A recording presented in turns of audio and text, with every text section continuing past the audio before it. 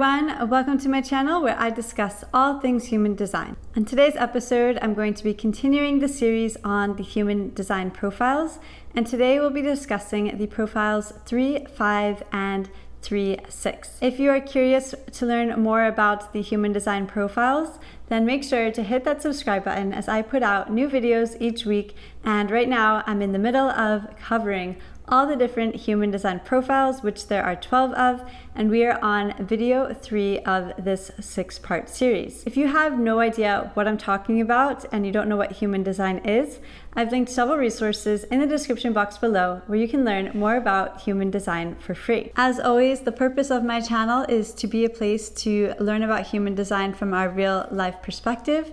It is based on the founder, Ra-Uru Hu, and his co-written book, which is linked below, as well as my 9 years of handwritten notes. So the purpose of this channel is really just to be a supplement to the original work, and I hope you find this insightful and have fun watching. So with that, as usual, I'll be going through the different lines, so recapping the lines that make up the 3-5 and the 3-6 profile, and then I'll be diving into the profiles. With that, we've got the 3.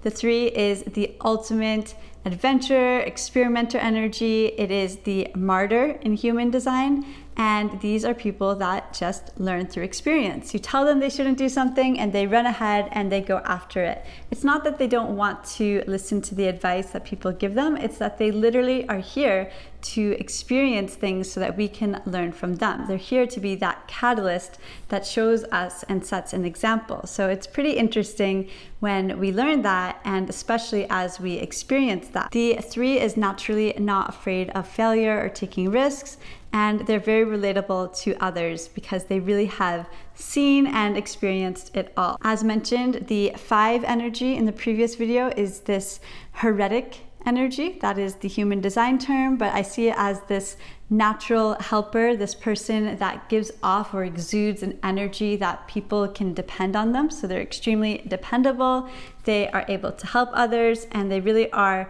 good at interacting with anyone. They can talk to strangers, they can talk to their best friends, they feel comfortable talking with anyone. Whether or not you're extroverted or introverted, this is just a characteristic of that 5 energy. I have a lot of clients who are introverts and they're kind of like, well, I don't like talking to strangers on the bus. And I always laugh because I say that a lot of times strangers on the bus, they like talking to you. And it's not really about if you want to be introverted or extroverted, it's just how your energy happens to appear. At the end of the day, what's interesting about human design is that from the base of knowing our human design chart, we can understand better our own energy when we're alone, but then also start to understand how our energy shows up with others in our environment. That was a bit of an open throat tangent. I apologize. I did get a little excited to share that. The line 6 is a really fun one, and I actually have a line 6 in my 4-6 profile, and this is the role model energy. Those with the line 6 actually live as a line 3 until their Saturn return, and I can say that when I hit my Saturn return and finally finished my Saturn return, it was such a relief to kind of get into what is now a much more grounded energy. As a line 6, you kind of have that experience of the line 3 for the first 30 years, and you actually continue to have line 3 experiences all the way up until the next Saturn return, which falls in the age range of 50 to 52 or so. It's very interesting because the line 6 takes everything they learned from being a line 3 for the first part of their life, and then they apply it to the line 6 energy, which is the role model. And I always tell my clients with a line 6 that in order to be a role model, you gotta have that experience. So you have to have those opportunities to learn and figure out what went well, what didn't go well, and then be able to share with others. And with that, let's get into the 3-5 profile.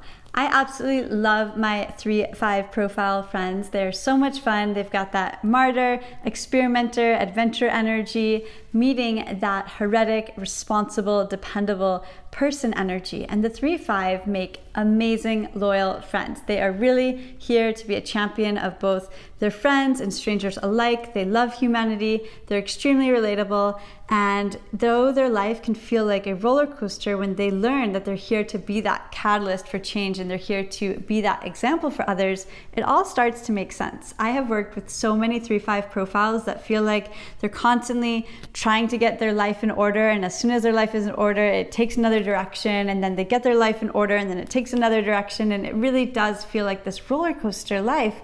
But when they realize that that's actually their gift and that that's actually how they serve the world in this lifetime, it makes a lot more sense, and it's no longer something that they feel is a burden, but rather a real gift that they can have to share with others. I think that the 3-5 is such a fascinating profile because, again, it's really difficult. There's a big difference between hearing advice and not taking it, and then hearing advice and then not necessarily not taking it, but just going after the experience, going after and just trying things, not worrying about the what ifs and the failures. They just go after it. And I think that's a really beautiful energy that the 3-5 brings, is showing others how to take those risks and how to come out of those risks on the other side.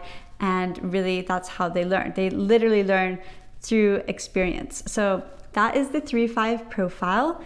There's obviously so much to each of these human design profiles, literally pages that I could share and think about wanting to share. However, I think if I did, these videos would be an hour each or more for each of the profiles. So this is more of a taste. As I mentioned in my previous videos, make sure to check out my Instagram. I have linked several different posts below where you can learn more about the profiles. And I'm just looking in my notes if I have anything else to share here. Oh, another really important thing, similar to the 2-4 profile that really thrives on words of affirmation, the 3-5 does need words of encouragement from others because they constantly are in this roller coaster, and sometimes they feel like they don't know how to get out of it. And it's not really about getting out of the roller coaster, it's about accepting the roller coaster and moving forward. So make sure to encourage your 3-5 friends and don't put them down for mistakes that they might have made or times where you told them so, you gave them advice and they didn't listen. They're actually here to teach us so much, and we need them, and it's important to support them. The next profile is the 3-6, which is literally like double trouble, 3 energy for the first third of life, because as I mentioned, the 6 lives as a line 3.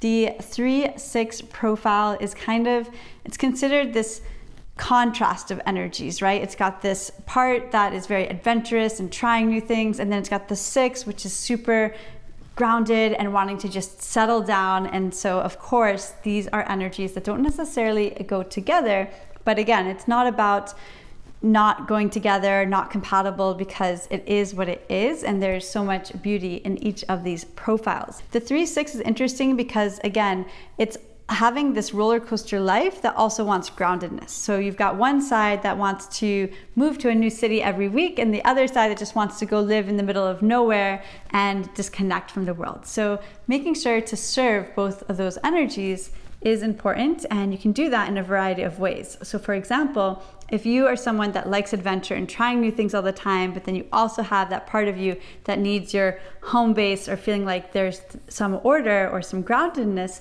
you can do this by perhaps not moving all the time, but moving the furniture in your house often, or changing up the decor indoors often, doing things that make things feel like they're changing, but not necessarily going for big drastic changes. Or maybe you want to travel the world and have all those experiences, so every month you want to go to a new city, and to balance that groundedness energy of the 6 profile, you can bring something from home that reminds you of home and just creates a sort of settled, grounded environment on your travels. So it can go both ways, but it's important to recognize and to live in a way that balances out those energies. Otherwise, you might always feel like you're sacrificing one of your energies for the other, when in fact you can learn how to balance those. The 3-6 is also interesting in that there is a sort of fix on perfection. Again, that 6 profile is wanting to make everything in order and perfect, and then the 3 comes through and wants to try something new and